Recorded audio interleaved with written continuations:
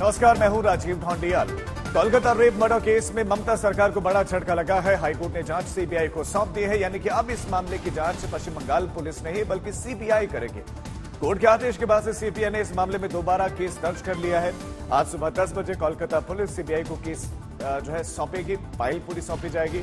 CBI आज forensic team के साथ आईजीकर मेडिकल कॉलेज में क्राइम सीन से सबूत जुटाएगी। का शव मिला।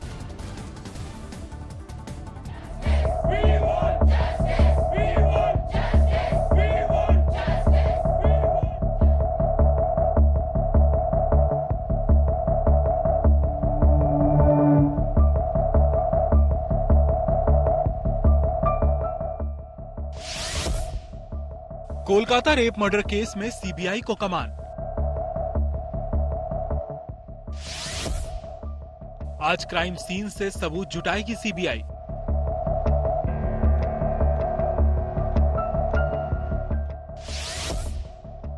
कोर्ट के आदेश के बाद दोबारा दर्ज हुई एफआईआर। आरोपी को रिमांड पर लेने की तैयारी। सीबीआई आज कोलकाता के डॉक्टर रेप केस को टेक ओवर करने जा रही है। कलकत्ता हाई कोर्ट ने आज सुबह 10 बजे तक सीबीआई को मामले की जांच अपने हाथ में लेने के आदेश दिए हैं। पूरी जांच हाईकोर्ट की निगरानी में होगी। आज सबसे पहले सीबीआई कोलकाता पुलिस मुख्यालय जाएगी। कोलकाता पुलिस आज सीसीटीवी फुटेज, अब तक के लिए गए बयान और अन्य दस्तावेज सीबीआई को सौंपेगी। इसके बाद सीबीआई फॉरेंसिक और मेडिकल टीम के साथ क्राइम सीन का दौरा करेगी, मौके से सबूत जुटाएगी। सीबीआई आरोपी संजय रॉय को रिमांड पर ले सकती है। समय समय पर कोर्ट को जांच रिपोर्ट दी जाएगी। इस बीच लेडी डॉक्टर के साथ हुई हैवानियत के विरोध में प्रदर्शन कर रहे डॉक्टर्स ने क्राइम सीन पर सबूतों से छेड़छाड़ के आरोप लगाए हैं। ये तस्वीरें आरजीकर मेडिकल कॉलेज के अंदर हंगामे की हैं। देर शाम सैकड़ों की संख्या में प्रदर्शनकारी बैरिकेडिंग तोड़कर अस्पताल के अंदर घुस गए हैं। पीड़ित के परिवार ने इस मामले में निष्पक्ष जांच और लैंडमार्क डिसीजन की मांग की है। 9 अगस्त की सुबह कोलकाता के आरसी कार हॉस्पिटल की इमरजेंसी बिल्डिंग के सेमिनार हॉल में 31 साल की ट्रेनी डॉक्टर का शव मिला था। वो नाइट ड्यूटी पर थी। डॉक्टर के प्राइवेट पार्ट रह रहा था। उसकी गर्दन की हड्डी भी टूटी पाई गई। देश में गुस्सा उबल रहा है। आज तक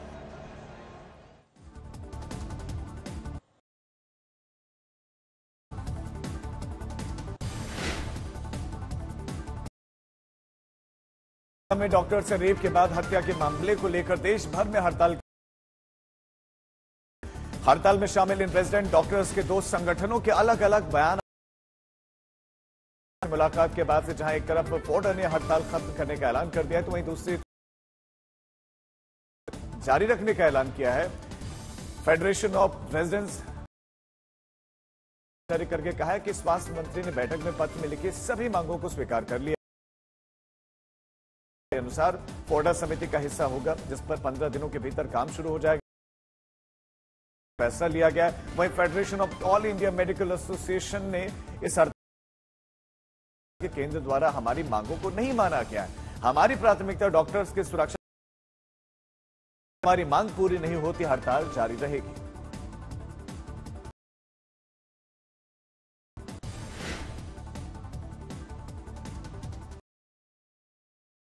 में हुई वारदात के बाद भारत सरकार के नेशनल मेडिकल कमीशन ने अब देश में हर मेडिकल लेकर एडवाइजरी जारी की है। स्वास्थ्य मंत्रालय के अधीन आने वाले इस कमीशन ने के वार्ड से लेकर हॉस्टल और पूरे मेडिकल कॉलेज में सुरक्षा,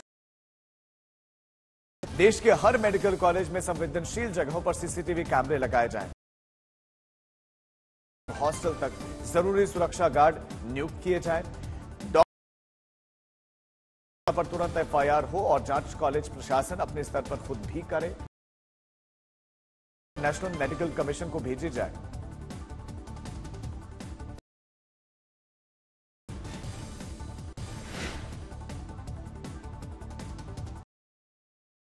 सक्सेना ने दिल्ली के गृहमंत्री कैलाश गहलोत को झंडा फहराने की मंजूरी दी है। ध्वजा सरकार के जनरल एडमिनिस्ट्रेशन डिपार्टमेंट ने मंगलवार को खारिज कर दिया था, जिसमें उन्होंने स्वतंत्रता दिवस पर ध्वजारोहण के लिए आते तिहाड़ जेल में मुख्यमंत्री केजरीवाल के साथ मुलाकात के बाद सामान्य प्रशासन दिवस पर आतिशी की ओर से ध्वजारोहण की व्यवस्था करने का आदेश दिया था।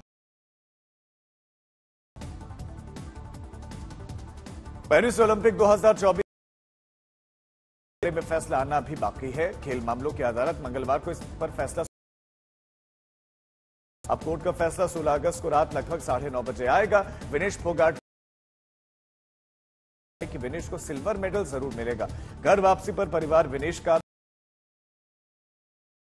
संन्यास को लेकर महावीर फोगाट ने बड़ा बयान दिया और उन्होंने कहा कि पूरा परिवार मिलकर विनेश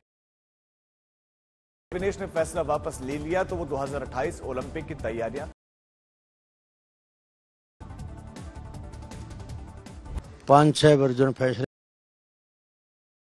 जो काफी जो हम जो खुशी से जो टीवी देख रहे हैं, जो सीएस कोर्ट जो फैसला करेगी आज भी, जो फिर भी जो थोड़ा तारीख इंतजार करेंगे, लेकिन हमें आस उम्मीद है जो पक्ष में जो फैसला जो मुझे है विश्वास है तो वासियों का जो सपना है जो सिल्वर मेडल का वो जो पूरा करेगी।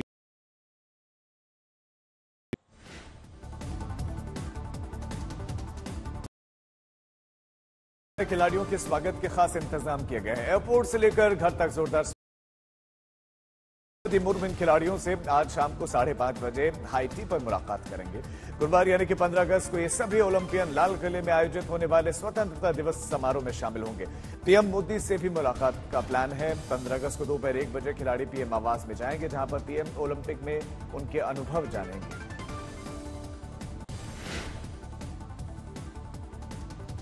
बांग्लादेश छोड़ने के बाद शेख हसीना भारत में है। तख्ता पलट के बाद पहली बार उन्होंने सार्वजनिक बयान जारी किया है। बांग्लादेश की जनता के नाम अपने 3 पन्नों के इमोशनल संदेश में शेख हसीना ने लोगों से 15 अगस्त को राष्ट्रीय शोक दिवस मनाने की अपील की है।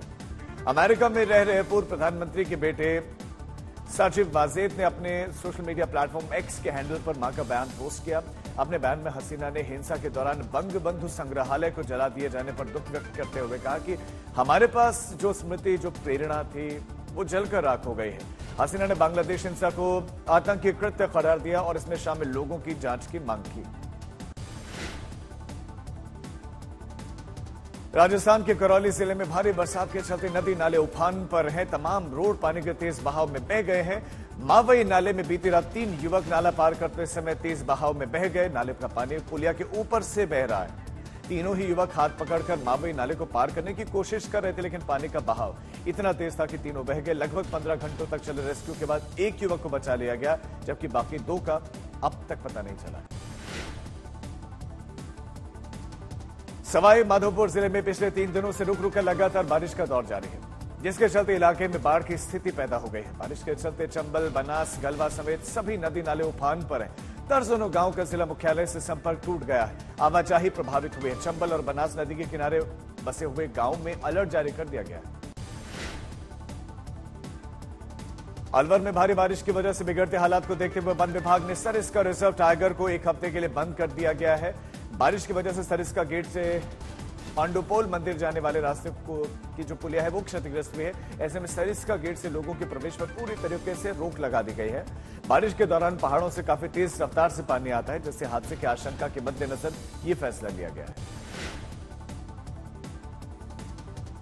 बिहार के खगड़िया में भी नदी नाले उफान पर है। आलम यह है कि गंगा और बूढ़ी गंडक खतरे के निशान के ऊपर बह रही है। बोरना गांव में जमींदारी बांध टूट गया है, जिसके चलते बाढ़ जैसे हालात हैं। खेत, घर, स्कूल सब जलमग्न हैं। बाढ़ प्रभावित इलाकों से लोग सामान के साथ ऊंचाई वाली जगहों पर पलायन कर रहे हैं। अभी तक लोगों को निकालने के लिए रेस्क्यू टीम और नाव का इंतजाम नहीं होने से लोगों में खासी नाराजगी है। नेपाल और बिहार में रुक रुक कर लगातार बारिश हो रही है, जिसके चलते दरभंगा जिले में निकलने वाली लगभग सभी नदियां इस समय उनका जलस्तर बढ़ गया है। पानी का बहाव इतना तेज है कि दरभंगा में नदी पर बना हुआ डायवर्जन ही नदी की तेज धारा में बह गया। डायवर्जन बह जाने के चलते फिलहाल सड़क संपर्क टूट गया है, जिसके चलते अब लोगों को परेशानी हो रही है। वायनाड के चूरामला और मुंडकई में हुए भूस्खलन के बाद एक बार फिर बारिश का दौर जारी है, जिससे नदियां ओवरफ्लो हो रही हैं। इस बीच में वायनाड से रेस्क्यू ऑपरेशन की तस्वीरें सामने आई। नदी के तेज बहाव की चपेट में आए एक गाय को केरल फायर फोर्स के जवानों ने कड़ी मशक्कत के बाद बाहर निकाला। नदी का बहाव काफी ज्यादा था। रेस्क्यू टीम काफी देर तक रस्सी के सहारे गाय को थामे रही और धीरे धीरे पानी को काटते हुए गाय को नदी से बाहर निकाला गया। हिमाचल के शिमला में निर्माणाधीन टनल भर भराकर गिर गई। हादसे के दिल दहला देने वाली तस्वीरें कैमरे में कैद हुई हैं। महज कुछ ही मिनट में टनल जमींदोज हो गए। साइट पर काम कर रहे लोगों का कहना है कि सोमवार शाम से यहां पर कुछ पत्थर और मिट्टी गिरना शुरू हुआ था। दरारें दिखनी शुरू हुई, जिसके बाद टनल में काम कर रहे कर्मचारी मशीनरी पहले ही बाहर निकाल दी गई थी। फिलहाल इस हादसे में जानमाल के नुकसान की खबर नहीं है। National highway authority of India के प्रोजेक्ट मैनेजर के मुताबिक तेज बारिश के चलते टनल के पेडल पर लैंडस्लाइड हुआ।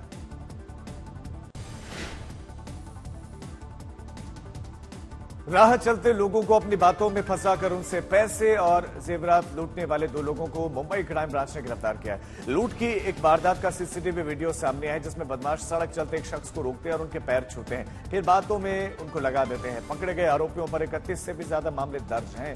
ये आरोपी अधिकतर महिलाओं और बुजुर्गों को अपना शिकार बनाते थे।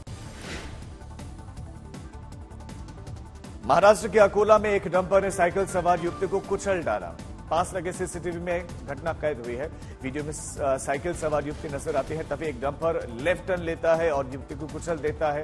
हादसे में युवती बुरी तरह से घायल हो गई। डंपर के पहिए उसके पैरों के ऊपर से गुजर गए। अभी तक घायल महिला की पहचान नहीं हो पाई। फिलहाल पुलिस डंपर चालक समेत डंपर को भी अपनी हिरासत में पुलिस ने ले लिया है। यूपी के कासगंज में जमीनी विवाद को लेकर 2 गुट आपस में भिड़ गए। जमकर पत्थरबाजी और फायरिंग हुई है। घटना की सूचना मिलते ही पुलिस मौके पर पहुंची और हंगामा तब भी नहीं रुका। पुलिस की मौजूदगी में दोनों गुट एक दूसरे पर पथराव भी करते दिखे। एक गुट ने दूसरे पर 5 लाख की रंगदारी मांगने का आरोप लगाया, जिसकी शिकायत कुछ दिन पहले की गई थी। फायरिंग की जगह जो है कई वीडियोज भी सामने आए हैं। फिलहाल पुलिस मामले की इन्वेस्टिगेशन कर रही है। कुछ को हिरासत में लिया है। वडोदरा में एक ट्रक ने स्कूटी सवार 2 छात्राओं को कुचल दिया और हादसे में 17 साल की लड़की की मौके पर मौत हो गई थी। जिस लड़की ने हादसे में जान गंवाई, उसे 10 साल का अमेरिका का वीजा मिला था और 1 महीने में वो अमेरिका भी जाने वाले थे और इस दर्दनाक घटना का सीसीटीवी सामने आया। फिलहाल पुलिस इस मामले में ट्रक ड्राइवर के खिलाफ केस दर्ज कर उसे गिरफ्तार भी कर लिया है। आजमगढ़ में पैसे लेकर नकल करवाने के मामले में प्रिंसिपल समेत 12 टीचर्स को पुलिस ने गिरफ्तार किया है। पुलिस ने मौके से 18,10,000 रुपए बरामद किए हैं। पुलिस को राजेंद्र स्मारक इंटर कॉलेज में होने वाली डिप्लोमा परीक्षा में नकल की जानकारी मिली थी। छापे के दौरान आरोपियों को नकल करवाते रंगे हाथों पकड़ भी लिया गया। गुजरात के अमरेली में शेरों और कुत्तों की भिड़ंत का शानदार वीडियो सामने है, जहां पर कुत्ते और शेर आमने सामने हैं। शेरों से डरने के बजाय कुत्तों ने शेरों का जमकर मुकाबला किया। हालांकि गेट पर लोहे की बाड़ लगी हुई थी। आखिरकार कुत्तों ने शेरों को वहां से खदेड़ा दी। शिकार की तलाश में निकले शेरों के कुत्तों से लड़ाई का ये वीडियो वायरल हो रहा है।